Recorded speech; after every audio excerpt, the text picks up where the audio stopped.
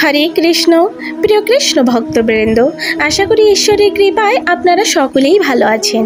আজও আমি আপনাদের মাঝে উপস্থিত হয়েছি আরও নতুন একটি শিক্ষণীয় কাহিনী আপনাদের শ্রবণ করানোর উদ্দেশ্যে। তো আসুন শুনে নেওয়া যাক। রাধে রাধে।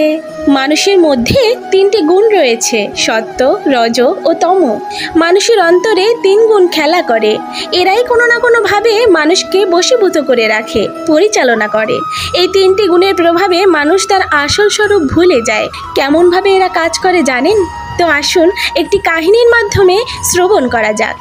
রাধে রাধে। একজন ধনী মানুষ বনের পথ দিয়ে যাচ্ছিল। কোথা থেকে তিন ডাকাত এসে ঘিরে ধরল তাকে। ধন সম্পদ যা ছিল সব কেড়ে নিল। এদের মধ্যে একজন ডাকাত মত দিল যে লোকটিকে মেরে ফেলা হোক। শুধু বলা নয়, তাকে কাটতে পর্যন্ত গেল। দ্বিতীয় এক ডাকাত মত দিল মেরে কাজে নেই, তাকে বেঁধে ফেলা হোক, তাতে পুলিশে খবর দিতে পারবে না। কথা মতো কাজ। তাকে বেঁধে ফেলে রেখে ডাকাতরা অন্যত্র গেল। কিছু সময় পরে তৃতীয় ডাকাত ফিরে এসে লোকটির বাঁধন খুলে দিয়ে বলল, আহা, তোমার বড় লেগেছে না? তারপর তাকে সঙ্গে নিয়ে রাস্তার কাছে এসে পথ দেখিয়ে দিয়ে বলল, এই পথ ধরে চলে যাও, এখন তুমি অনায়াসে নিজের বাড়িতে যেতে পারবে। লোকটি ডাকাতকে তার বাড়ি যাওয়ার জন্য অনুরোধ জানিয়ে বলল, আপনি আমার কত উপকার করলেন, বাড়িতে গেলে আমরা খুবই আনন্দিত হব। ডাকাত রাজি হলো না, পুলিশে ধরবে যে। আমাদের জীবনে এই তিন গুণের ভূমিকা এই তিন ডাকাতের মতো। তমগুণে বিনাশ হয়। প্রমাদ, আলস্য, নিদ্রা এই সব তমগুণের লক্ষণ। প্রমাদ হলে সব ভুল হয়। জীবনে আমরা অসতর্ক হই, ভালো কাজে মনোনিবেশ করতে পারি না, কোনো কাজে উৎসাহ থাকে না। অসতর্কতা, অবসাদ, ঘুম এই সব তমগুণের কারণেই। তমগুণী ব্যক্তির দৃষ্টি স্বচ্ছতা থাকে না, কাজে ভুল হয় বা মানুষ খুব সহজেই অন্যায় কাজ করে ফেলে। তমগুণের আধিক্যে আমরা লক্ষ্যচ্যুত হই, জীবন থেকে হারিয়ে যাই। তমগুণে বিনাশ হয়। প্রথম ডাকাতটি হলো তমগুণ, কারণ সে লোকটিকে মেরে ফেলার কথা বলেছিল। যে ডাকাত লোকটিকে না মেরে বেঁধে ফেলার কথা বলেছিল সে রজগুণ।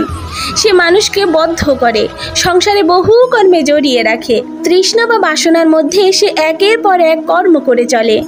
রজগুণী মানুষের এই স্বভাব। নিত্য নতুন কর্মের পরিকল্পনা তার মধ্যে চলতেই থাকে।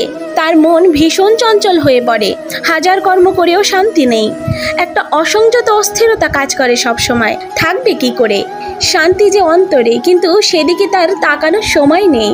তৃতীয় ডাকাত, যে কিনা লোকটিকে বাঁধনমুক্ত করে দিয়েছিল, সে সত্যগুণ। এই গুণ নির্মল। এই গুণে মানুষ সুখ অনুভব করে। মনে যদি প্রশান্তি অনুভব হয় তাহলে বুঝতে হবে সেখানে সত্যগুণের আধিক্য। সত্যগুণ আমাদের চরম লক্ষ্যের দিকে এগিয়ে দেয়। গীতাতেও এই তিন গুণ নিয়ে সুন্দর আলোচনা রয়েছে। আমাদের ভিতরে এই তিন গুণ মিশে থাকে, শুধু এটা নয়, এক এক সময় এক এক গুণের প্রাধান্য থাকে। দৈনন্দিন জীবনে একটু খেয়াল করলেই বোঝা যায় কোন গুণ বেশি কাজ করছে। যদি একটু সচেতন হয়ে দেখি তমগুণ বেশি হয়েছে, বেশি প্রভাব রাখছে, তাহলে সতর্ক হয়ে যাওয়া যায়। আর এই সচেতনতা আখেরে ফল দেয়। এতে নিজের জীবনে সঠিক পথ পরিচালিত করতে সুবিধা হয়। রাধে রাধে। গোপলীলা কাহিনী এই চ্যানেলটির উদ্দেশ্য হলো আপনাদের হৃদয়ে কৃষ্ণ প্রেম ও ভক্তি জাগ্রত করা।